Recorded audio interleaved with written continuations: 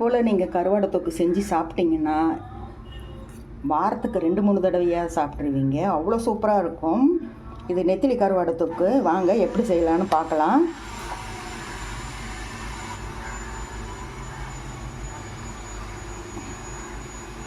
Friends, இன்றைக்கி என்ன video பார்க்க போகிறேன்னா நெத்திலி கருவாடு தொக்கு எப்படி செய்யலான்னு பார்க்கலாம். இதுதான் நெத்திலி கருவாடு. இது சுத்தம் பண்ணுறது ரொம்ப ஈஸி. இது எப்படி சுத்தம் பண்ணுறதுன்னு காமிக்கிறேன். இது பாருங்கள், அது உள்ளே இந்த மாதிரி கருப்பாக இருக்கிறது தான் அதோடைய குடல். இது இதோட கழுத்து கட் பண்ணும்போது அந்த குடலும் சேர்த்து இப்படி எடுத்துடணும். நீட்டாக பாருங்கள், சுத்தமாயிடும். இது உள்ளே எந்த கழிவுகளும் இல்லை. இந்த மாதிரி கருப்பாக தெரிஞ்சிச்சின்னா அதுதான் அதோடைய கழிவுகள், குடல், அதெல்லாம் அதுதான் கசக்கும். நாம் இந்த தலையை கட் பண்ணும்போது இந்த இதுவும் சேர்த்து இப்படி எடுத்துட்டிங்கன்னா இந்த கருவாடு அவ்வளோ நீட்டாக வந்துடும். பாருங்கள், இவ்வளோ வேஸ்ட்டு, பாதிக்கு பாதி தான் தேரும். இந்த மாதிரி தான் சுத்தம் பண்ணணும். ஆனால் இது தொக்கா பண்ணும்போது எவ்வளோ சோறு வேணாலும் சாப்பிட்லாம், அவ்வளோ ருசியாக இருக்கும். இந்த மாதிரி பாருங்கள், இது உள்ளே பாருங்கள், இதுதான் குடல், இப்படி மை மாதிரி இருக்கும். அப்படியே எடுத்துடணும். கழுத்து கட் பண்ணும்போது அப்படியே இதோடு சேர்த்து கட் பண்ணால் பாதி தான் தேரும். ஆனால் இது நல்லாயிருக்கும். இந்த மாதிரி தான் சுத்தம் பண்ணணும். சுடு தண்ணியில் போட்டு அலசி எடுக்கணும். இப்படியே எல்லாம் கட் பண்ணி எடுத்துக்கலாம்.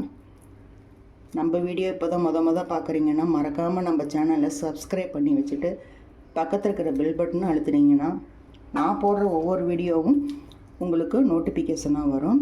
தொடர்ந்து நம்ம சேனலை பார்த்துட்டு சப்போர்ட் பண்ணுங்கள். இப்போது இதே மாதிரி எல்லாம் சுத்தம் பண்ணிவிட்டு பார்க்கலாம். இவ்வளோ வேஸ்ட் ஆகிடும். இது நெத்திலி கருவாடு அவ்வளோ உடம்புக்கு நல்லது. அந்த காலத்துலலாம் பார்த்திங்கன்னா, அந்த வெயில் காலத்துலலாம் அம்மா போட்டுவிடும் குழந்தைங்களுக்கெல்லாம், பெரியவங்களுக்கு வரைக்கும். அப்போ என்ன பண்ணுவாங்கன்னா, நம்ம இதில் ஒரு வரலாறே இருக்குது. நம்ம இந்த கடல் இதில் தான் மாரியம்மன்ங்கிறவங்க தெய்வம் வாழ்ந்ததாக சொல்லுவாங்க. அதனால் இந்த கருவாடுக்கும் மாரியம்மனுக்கும் ஒரு நல்ல ஒரு ஒத்துமை இருக்குது. அவங்க என்ன பண்ணுவாங்கன்னா பார்த்திங்கன்னா, அந்த மாதிரி அம்மா இருக்கும்போது வேப்பம் வேப்ப இலை வச்சு அரைப்போம்.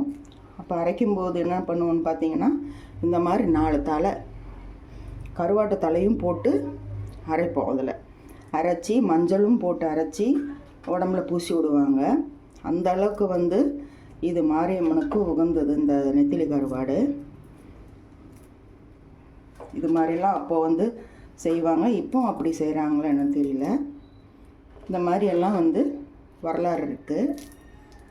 ஏன்னா நம்ம மாரியம்மா கடல் மீனவர் குடும்பத்தில் வளர்ந்ததாக சொல்லுவாங்க. அதனால் இந்த கருவாடுக்கும் அந்த அம்மனுக்கும் இப்போ மாரியம்மா பண்டிகை போடும்போது கூட பார்த்திங்கன்னா இதெல்லாம் வறுத்து ஒரு கஞ்சி காய்ச்சியும் இது கூட சேர்த்து கொடுக்குறாங்க.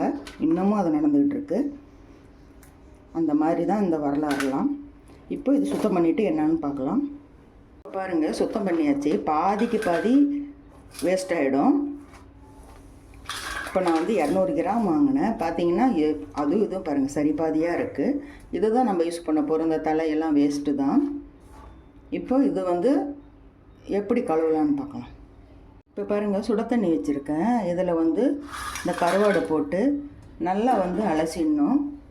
ஒரு 2 தடவை அலசிட்டு அப்புறம் 3ஆவது தடவை பச்சை தண்ணியில் போட்டு அலசனோம்னா அதில் இருக்கிற அந்த மணல் இதெல்லாம் வந்துடும். இந்த உள்ளே இருக்கிற அந்த குடலெல்லாம் கொஞ்சம் இருந்துச்சுனாலும் அதுவும் கரைஞ்சி இதில் வந்துடும்.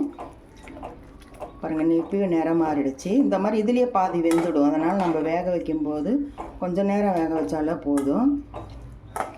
இது போல் 2 தடவை அலசிட்டு பச்சை தண்ணியிலையும் அலசிட்டு நாம் செய்ய ஆரம்பிச்சிடலாம். சுட தண்ணியிலும் கழுவிட்டு நல்ல தண்ணியிலும் ஒரு 4-5 தடவை அலசினேன். அவ்வளோ மணல் இருந்தது. கழுவ பார்த்திங்கன்னா அந்த பாத்திரத்தில் கீழே மரமரன்னு இருக்கும். அது வரைக்கும் அது இல்லாமல் இருக்கணும். அது வரைக்கும் கழுவணும். பாதிக்கு மேலேயே வேஸ்ட் ஆகிடும். இந்த அளவுக்கு நல்லா கழுவிட்டு இப்போ தான் சுத்தமாக இருக்குது. ஏன்னா அவ்வளோ மணல் இங்கே இருந்தது. இப்போது எப்படி செய்கிறதுன்னு பார்க்கலாம். இப்போ பாருங்கள், கடாய் வச்சுருக்கேன். இதற்கு தேவையான ஆயில் விட்டுக்கலாம். நம்ம கடல் எண்ணெய் நல்லெண்ணெய் இருந்தால் கூட அதை கூட விட்டுக்கலாம், நல்லாயிருக்கும். எண்ணெய் கொஞ்சம் சேர்த்தியே விட்டுக்குங்க. எண்ணெய் காயட்டும். எண்ணெய் காஞ்சிருச்சு. கடுகுளுத்தம் பருப்பு ஒரு 1/2 ஸ்பூன் போட்டுக்கலாம்.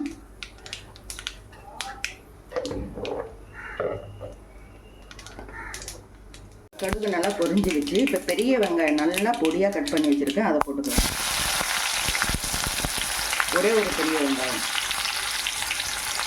இப்போ வெங்காயம் நல்லா பொண்ணு வறுவலாக வர வரைக்கும் நல்லா வதக்கி விட்டுக்கலாம். இதோடவே நான் வந்து ஒரு 10 பல்லு பூண்டு வந்து நசுக்கி வச்சுருக்கேன், அதையும் போட்டுக்கலாம். ரெண்டும் பொண்ணு வறுவலாக வரும்போது நல்லா ஃப்ளேவர் இருக்கும். இப்போ கொஞ்சம் கருவேப்பிலை போட்டுக்கலாம்.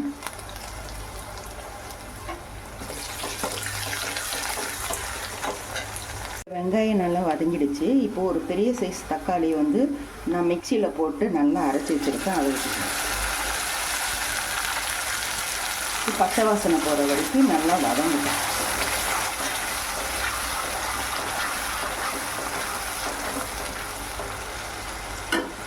இதோடவே ஒரு 3 பச்சை மிளகா, ஒரு சின்னதாக கட் பண்ண தக்காளி. இது சும்மா ஒரு டெக்கரேஷன் மாதிரி இருக்கும் மேலே, அதுக்காக போடுறது.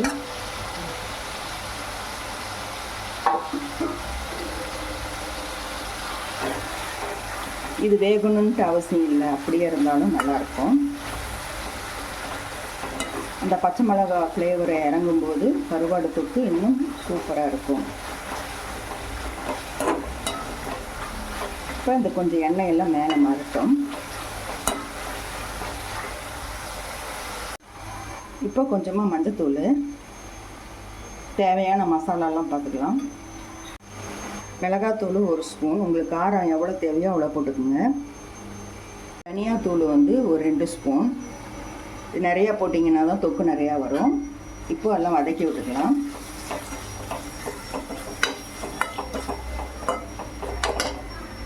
இப்போ இந்த மசாலாலாம் வெந்து வர்றதுக்கு கொஞ்சமாக தண்ணி, நிறையா வேண்டாம்.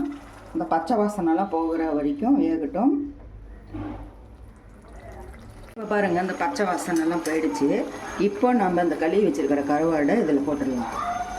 இது ஆல்ரெடி வந்து சுட தண்ணியில் நல்லா வெந்திருக்கும், போட்டு கொஞ்சம் நேரத்துலேயே நல்லா வெந்துடும். அந்த மசாலா பிடிக்கிற அளவுக்கு வெந்தாலே போதும். கொஞ்சம் நேரம் வேகட்டும். கருவாடு செய்யும்போது உப்பு பார்த்து போட்டுருங்க, ஏன்னா அதிலே கருவாடில் உப்பு இருக்கும். இப்போ லாஸ்ட்டாக உப்பு போட்டுருக்கலாம், கம்மியாக தான் இருக்குது. அவ்வளோதாங்க, கருவாடு பாருங்கள் ரெடி ஆகிடுச்சு. மணக்க கருவாடு தொக்கு ரெடி ஆகிடுச்சு. கொஞ்சம் கூட கவிச்சு வாடல. இப்போ மேலே கொஞ்சம் கொத்தமல்லி தழை தூவி இறக்கிட வேண்டியதுதான். நீங்களும் இது மாதிரி செஞ்சு பார்த்துட்டு எப்படி இருக்குன்னு சொல்லுங்கள். கொஞ்சம் கூட விட மாட்டீங்க. ரசம் சோறு வச்சு சாப்பிடும்போது அவ்வளோ அருமையாக இருக்கும். நம்ம சேனல் பிடிச்சிருந்துச்சுன்னா மறக்காமல் லைக் பட்டன் அழுத்திட்டு நமக்கு சப்போர்ட் பண்ணுங்கள். மீண்டும் உங்களை அடுத்த வீடியோவில் சந்திக்கின்றேன். பாய்.